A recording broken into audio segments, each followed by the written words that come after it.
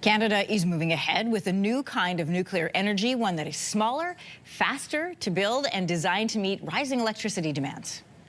I have to say that among the young nuclear workers, there is tremendous excitement about being world leaders in the construction of the next generation of the nuclear SMRs.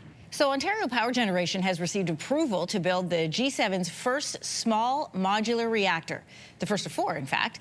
The project is expected to power around 1.2 million homes, but it doesn't come without some concerns. Canada is doing something that no other major Western country has been able to do.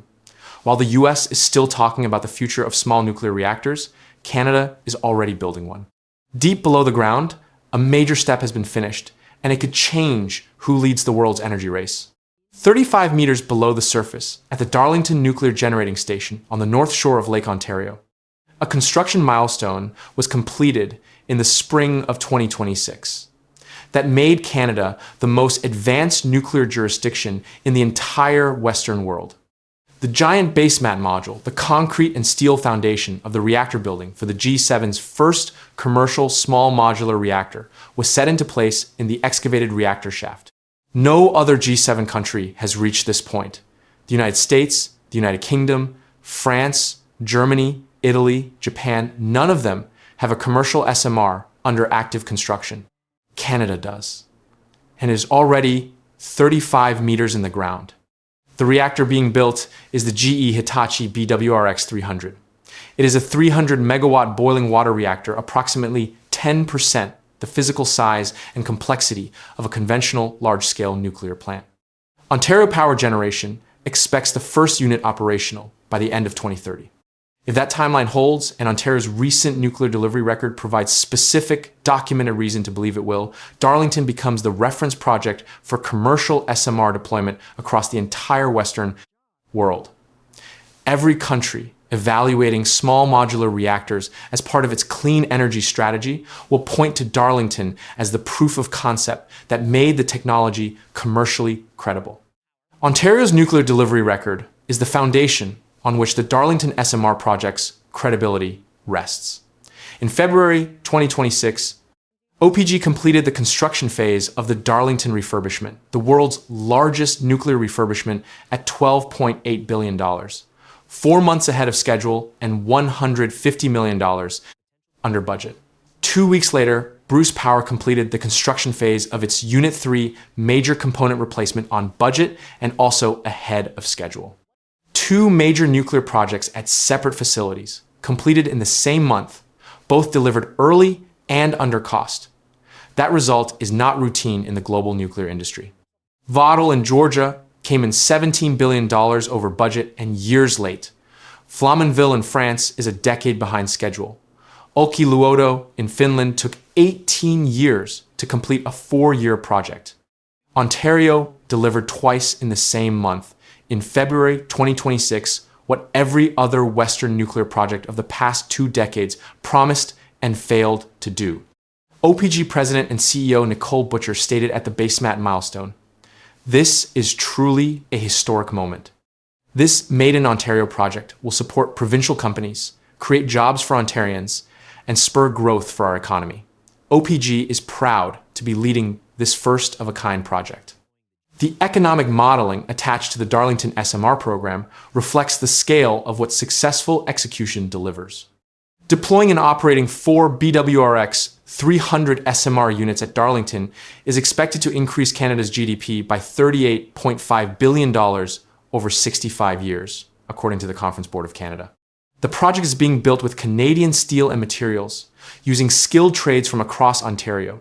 The construction alliance includes Atkins Realis as architect-engineer, GE Vernova Hitachi Nuclear Energy as reactor technology provider, and Aecon Kiewit as construction manager.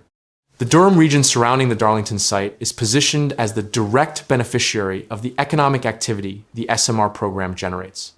Durham is already home to more than 80 nuclear sector companies and employs thousands of workers in the nuclear supply chain. The SMR construction program adds to that base. OPG has contracted directly with Ontario suppliers for the custom components, specialty fabrication, and precision manufacturing that the BWRX 300's modular construction methodology requires. The modular design factory built components assembled on site rather than custom constructed in place is specifically intended for replication at scale. Once Darlington demonstrates the construction methodology in commercial operation, subsequent BWRX 300 deployments benefit from the learning curve, the established supply chain, and the regulatory precedent that the first unit creates.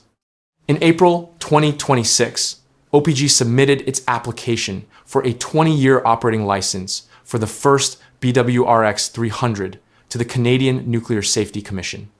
That submission runs parallel to active construction, a sequencing made possible by the comprehensive design review and safety case that OPG and GE Hitachi completed through the CNSC's vendor design review process before the Packer construction license was issued in April 2025.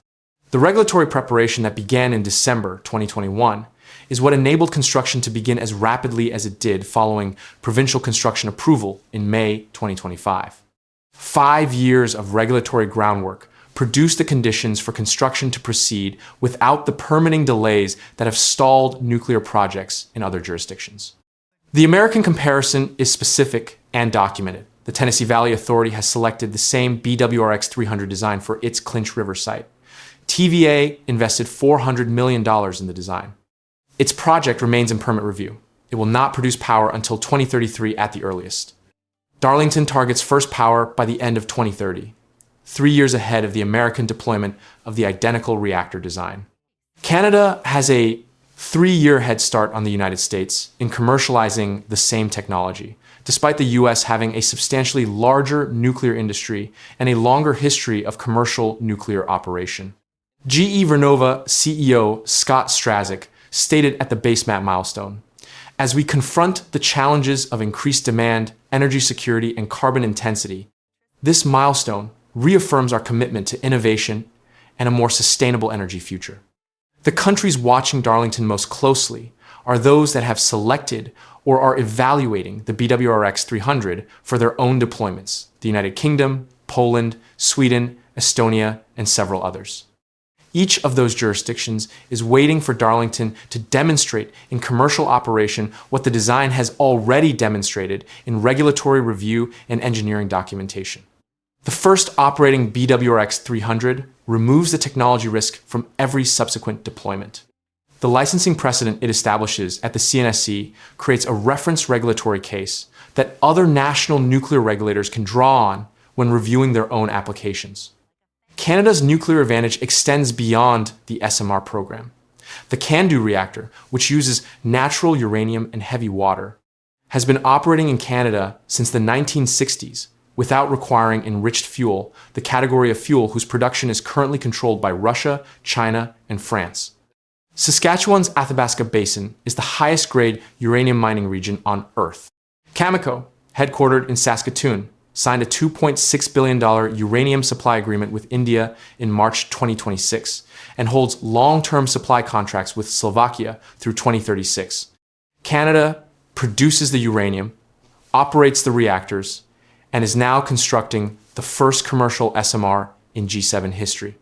The full-spectrum nuclear position that no other Western country occupies belongs to Canada. The OPG has also submitted applications for a proposed Wesleyville Large Nuclear Project in Port Hope, Ontario, a site being evaluated for additional capacity beyond the SMR fleet. Ontario's electricity demand is projected to surge 75% by 2050. The Darlington SMR fleet and the Wesleyville proposal together address the long-term generation requirement that electrification, EV adoption, data centers, and industrial expansion will create over the coming 3 decades.